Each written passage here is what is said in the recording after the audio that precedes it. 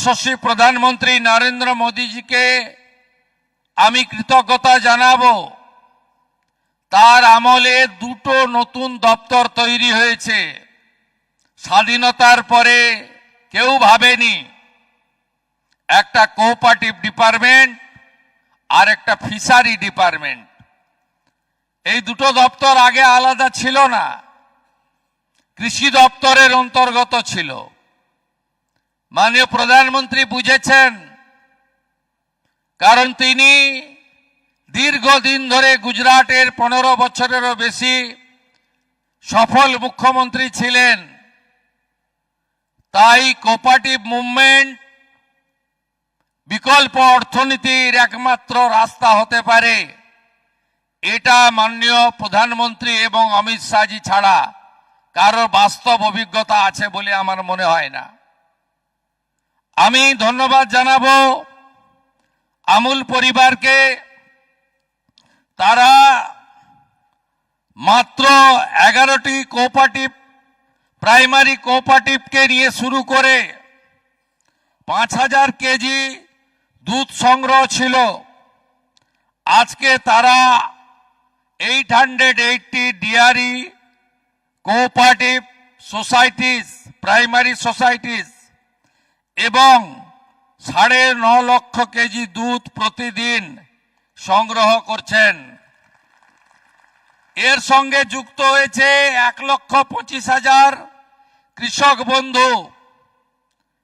তার মধ্যে নারী শক্তি বন্ধন 30,000 মহিলা এই কোঅপারেটিভের সঙ্গে যুক্ত হয়েছেন।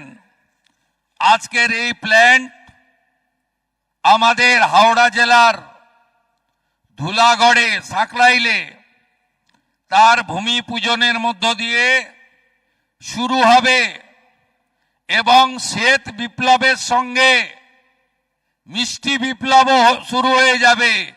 অর্থাৎ মিষ্টি দই শুধু পশ্চিমবঙ্গের প্রিয় খাদ্য থাকবে না, গোটা ভারতেও ছড়িয়ে পড়বে আমুল ফেডারেশনের হাত ধরে। এটা একটি গর্বের দিন আমাদের কাছে, আমরা কৃতজ্ঞ। मैं मेरा दिल से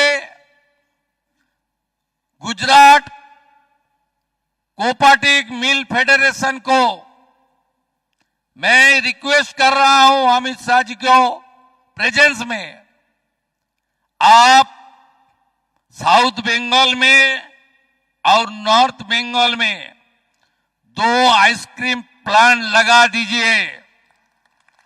मुझे पता है 2020 में भारत सरकार ने लेटर भेजी, the then chief minister not responded this letter. हम लोग 15 एकड़ करके जो जमीन आपको जरूरत है, जमीन पश्चिम बंगाल की सरकार दे देगा। आप साउथ बंगाल में 1 और नॉर्थ बंगाल में 1 लगा दीजिए। इसमें क्या होगा, इसमें खास करके पहले किसानों का फायदा होगा जो मिल्क प्रोड्यूसर है। दूसरा, एक कारखाना लग जाएगा तो इसमें high skilled, semi skilled, unskilled बहुत सारा जॉब अपॉर्चुनिटी हो जाएगा। उसका साथ साथ हमारी जो हॉकर्स वेंडर्स है उसको 10-15 हजार लोग को काम भी मिल जाएगा। और उसका साथ साथ बंगाल में जो इकोनॉमिकल बर्बादी करके 34 साल का कम्युनिस्ट और 15 साल का टीएमसी बंगाल को इंस्टॉलमेंट बनाने का काम किया फाइनेंशियली, हमारी और भी जीएसटी आ जाएगा। कृपा करके बंगाल में आप दोनों प्लान लगा दीजिए। जमीन देने के लिए पश्चिम बंगाल सरकार तैयार है। আমি সবাইকে অভিনন্দন জানিয়ে আগামী দিনে আইসক্রিম প্ল্যান্ট শুধু নয়, আমাদের বাটার থেকে শুরু করে আমুলের যে ধরনের কাজ গুজরাট এবং অন্যান্য জায়গায় হচ্ছে, ভারতবর্ষের বিভিন্ন রাজ্যে হচ্ছে, আসামে হচ্ছে, আজকে সেইটা পশ্চিমবঙ্গে হবে। ডবল ইঞ্জিনের সুফল আপনারা পাবেন।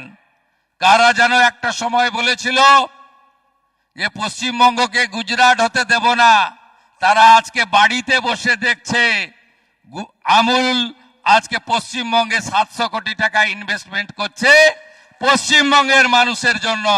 আর পশ্চিমবঙ্গের মিষ্টি দই ভারতে পৌঁছে দিবে পশ্চিমবঙ্গের কৃষকের কাছ থেকে গোমাতার দুধ সংগ্রহ করে।